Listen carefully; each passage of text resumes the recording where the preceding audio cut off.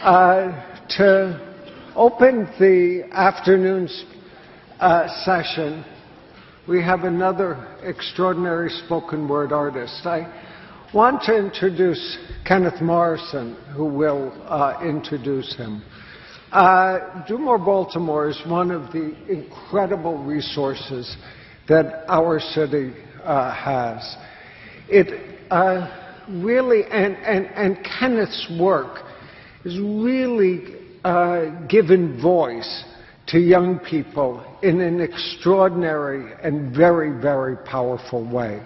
And your commitment to both young people and to this city is absolutely breathtaking. Thank you very much for joining us once again, Kenneth.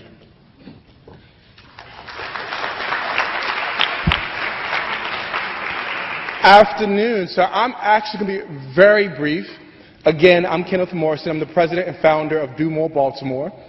Throughout the evening, there will be two more selections, two more poems presented by young people from Dew More. Dew More Baltimore is a nonprofit that utilizes art as a tool to increase civic engagement throughout Baltimore City. We currently have spoken word programs in 20 different schools across the city, as well as community centers. We work with in prisons, etc. So we're excited to do this work. And you're getting a sample of the young people that come out of this program. However, I'm not actually here to plug Dew More as much as that's what I love to do as president, of course. However, I'm actually here to kind of create the space and introduce you to the world of spoken word. If this is your first time hearing a spoken word performance, please indicate by raising your hand. Okay. So I'm going to go a little further. In spoken word, there's a culture where the art and the audience intersects with each other. What that looks like is, while the young person's performing, so are you. So what typically happens is, this is not quite the opera, right? So you just don't watch the experience. You participate in the experience.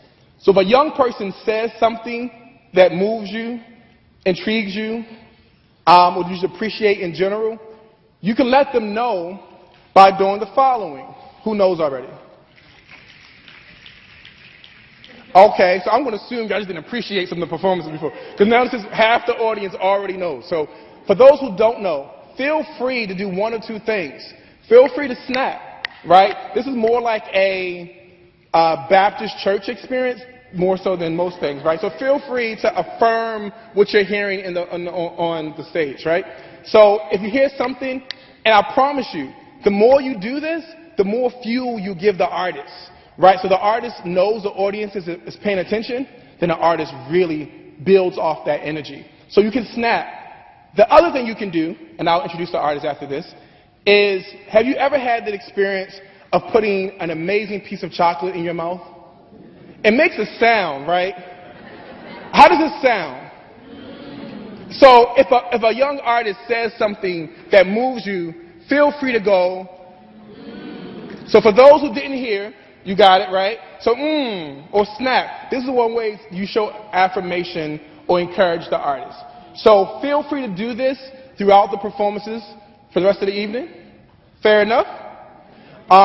So without further ado, I would love for you to put your hands together, show as much love as possible for Deniero Bell.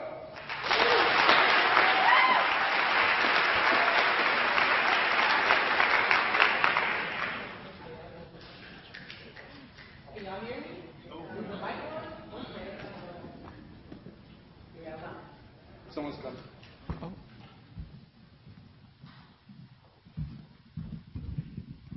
In case you were wondering, no one stole my shoes.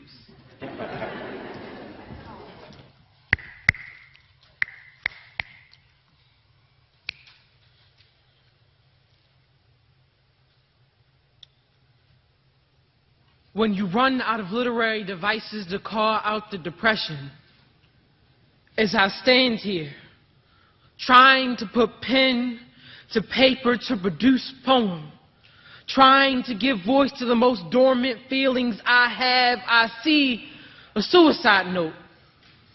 I see a death piece.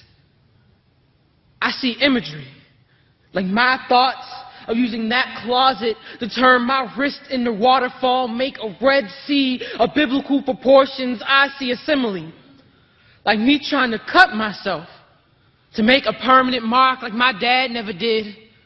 I see a metaphor-sized anvil trying to crush me under the weight of my own sadness.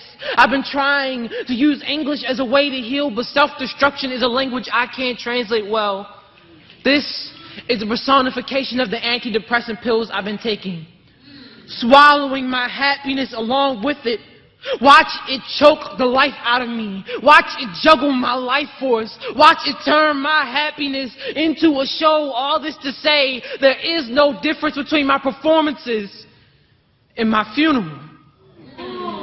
My rhyme scheme could paint my own crime scene. That's why you'll find me in between the pages crying. My teacher Jacob tells me, more people have a fear of stage fright than a fear of dying. Meaning more people would rather be in the coffin than giving the eulogy. Maybe he isn't willing to admit to the dead society we poets live in. The truth is the most oppressing story ever told. It's why we must be reborn after every performance. Because to be poet is to be phoenix. You gotta be reborn from the ashes after you set fire to the stage. After you set fire to that turmoil. A remix to what my other teacher Langston Hughes once said, poems won't make you matter. Poems are matter. Like physics.